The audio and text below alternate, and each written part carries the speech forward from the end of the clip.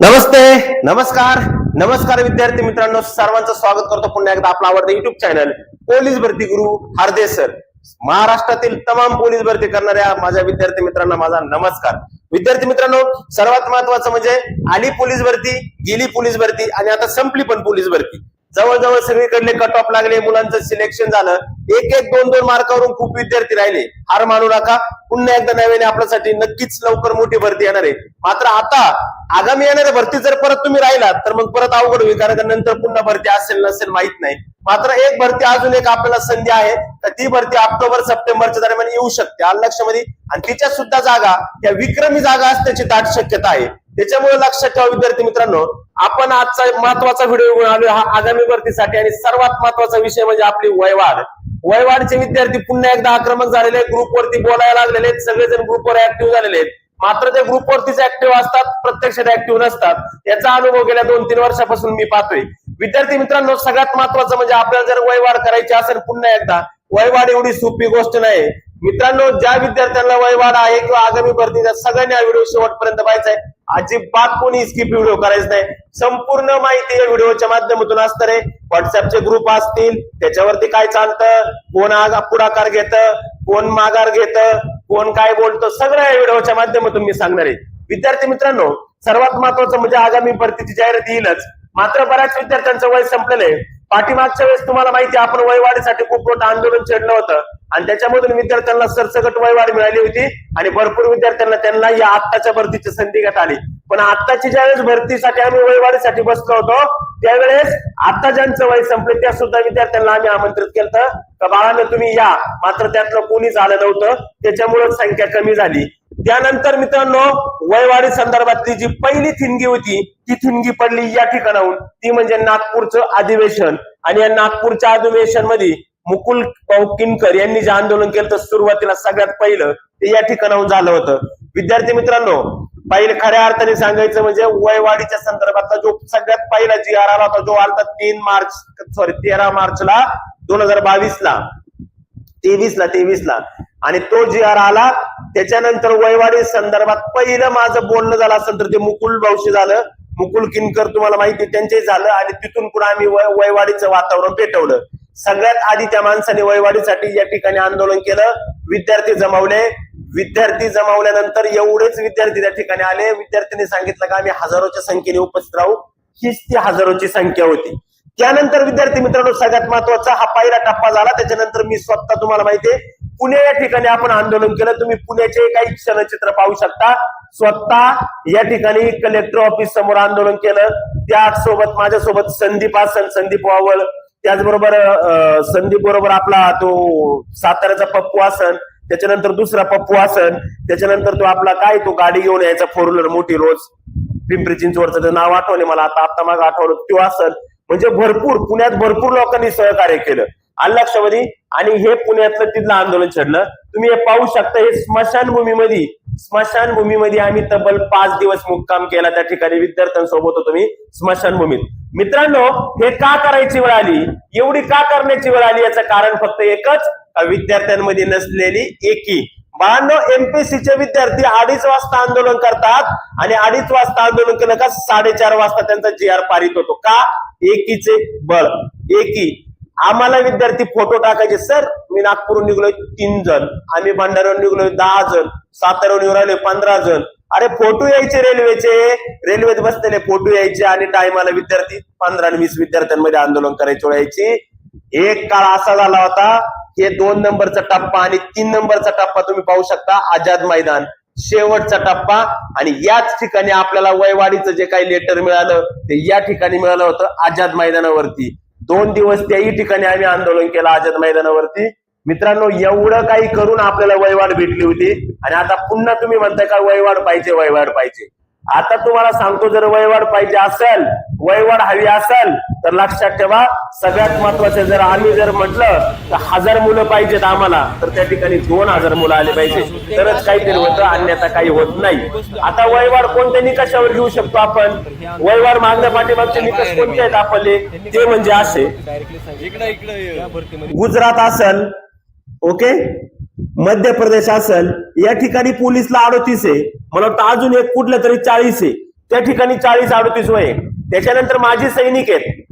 मला सांगा, माजी सैनिक जर वयाच्या 38व्या वर्षी पळू शकतात तर मुलं का पळू शकत नाहीत? पळू शकतात, बरोबर. त्याच्यानंतर एक्साईज पोलीस, दारूबंदी पोलीस, ओके, दारूबंदी पोलीस.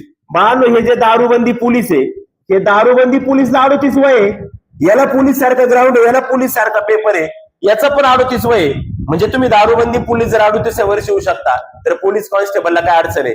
इव्हन आमचा 36व्या वर्षी आता गडचिरोलीला आमच्या वयवाडी आंदोलनात एक मुलगा पोलीस झाला, पाठीमागच्या वेळेस सुद्धा झाला, लक्षामध्ये. मात्र मित्रांनो, या गोष्टींमुळे आपल्याला वयवाढ मिळू शकते आणि ही वयवाढ जर मिळवायची असेल तर मी आजच सांगतो, मी काहीच करणार नाही. हे जे काही करायचे तुम्हाला सर्व विद्यार्थ्यांना करायचे.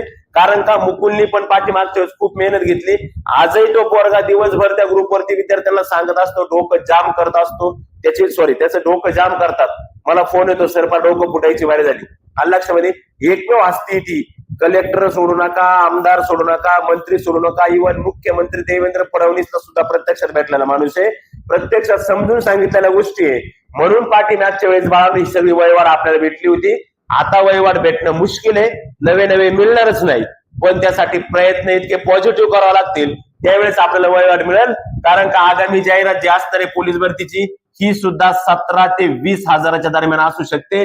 आणि या दरम्यान जर जाहिरात आली आणि याच्यातून जर आपल्याला संधी नाही भेटली तर मग आपल्याला याच्यानंतर परत संधी भेटणार नाही, वयवाढ होणार नाही. त्याच्यामुळे तुम्हाला सांगतो, जर वयवाढ करायची असेल तर सगळ्यात महत्वाच्या बेट्यावर तुमच्यामध्ये एकी पाहिजे. मी जर म्हणलो मला उद्या 500 मुलांची गरज आहे तर त्या ठिकाणी 1500 मुलं हजर पाहिजेत. पाठीमागच्या वेळेस आम्ही म्हणायचो 500 मुलं या रे, तिथं 50च मुलं यायचे. हे चला रे 50 जण या रे, तिथं 10 जण यायचे.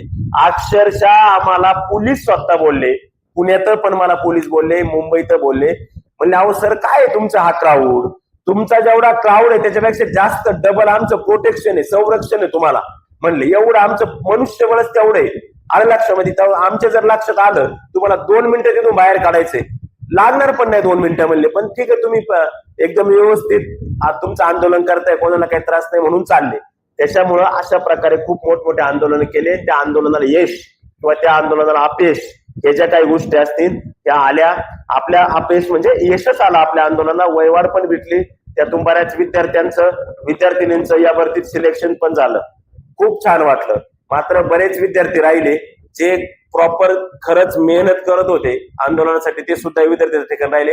काळजी करू नका मित्रांनो, तुम्हाला या ठिकाणी वयवाढीचं मी सांगतो, जे ग्रुप आहेत त्या ग्रुपनुसार टमाटम बोलू नका, त्या मुकुलला बी त्रास देऊ नका. तो बिचारा एकटा काय करणार आहे, सगळेजण येऊन जाऊन त्याला फोन, मुकुल भाऊ तुम्ही हे, मुकुल भाऊ तुम्ही ते, आणि तुमच्या माहिती सांगतो, तुम्ही आम्हाला पण मेसेज करता, त्यांना पण करता, कोणाला बी.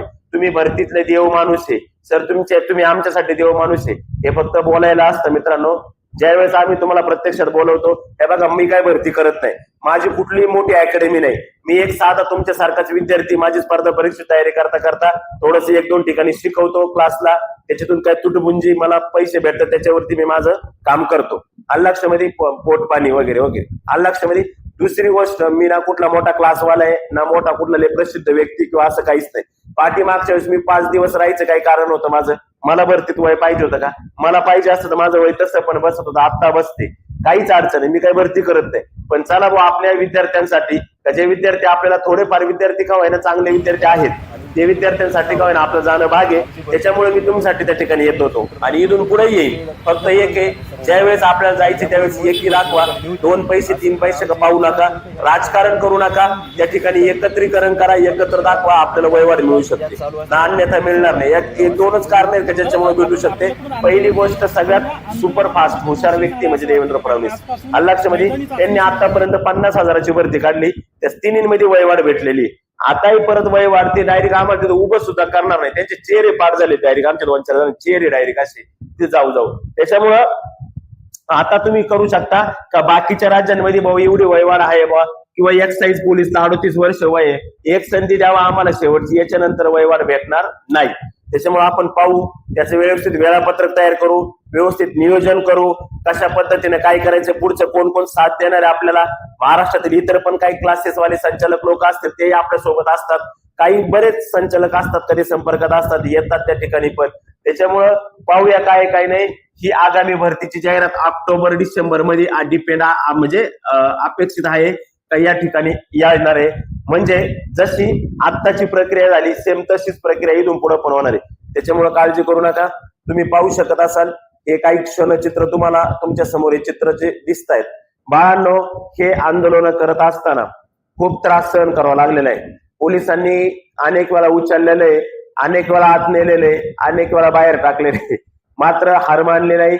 शेवट 4 जुलै 2024 ला GR पारितच झाला आणि तो GR घेऊनच आम्ही त्या ठिकाणाहून उठलो होतो. आणि जाहिरात आली, मुलांना संधी भेटली.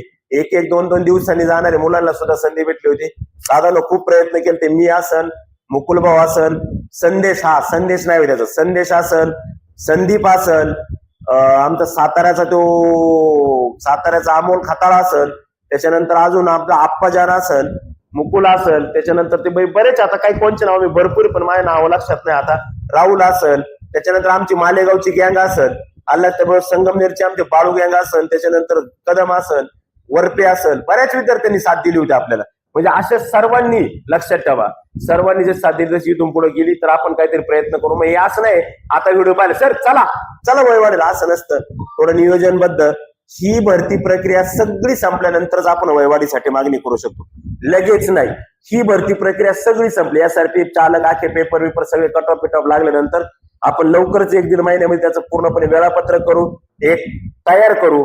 कुठं निवेदन द्यायचे, निवेदनाचं पहिलं सत्र राहील, दुसरं सत्र आपलं डायरेक्ट मंत्रालय किंवा कार्यालयांवरती राहील आणि तिसरं सत्र डायरेक्ट फायनली मंत्रालयावरती. अशा पद्धतीने वेळापत्रकानुसार आपण नियोजन करू आणि त्यानुसार वयवाढीसाठी आपण हे करू. कायम तुमच्यासोबत होतो, इथून पुढे राहणार. लक्षामध्ये सर्वांची दिलगिरी व्यक्त करतो. मध्यंतर थोडं कोर्टाचं काम जास्त असल्यामुळे मला टेस्ट असेल किंवा क्लासेस, त्याच्यामुळे लक्ष देता नाही, पण काळजी करू नका. पुन्हा तुमच्या सेवेत 24 तास 7 दिवस कायम असणार. ओके, ठीक आहे. अशा पद्धतीने महत्वाचे अपडेट तुम्हाला देण्याचं काम केले.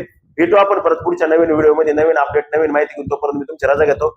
जय हिंद, जय भारत.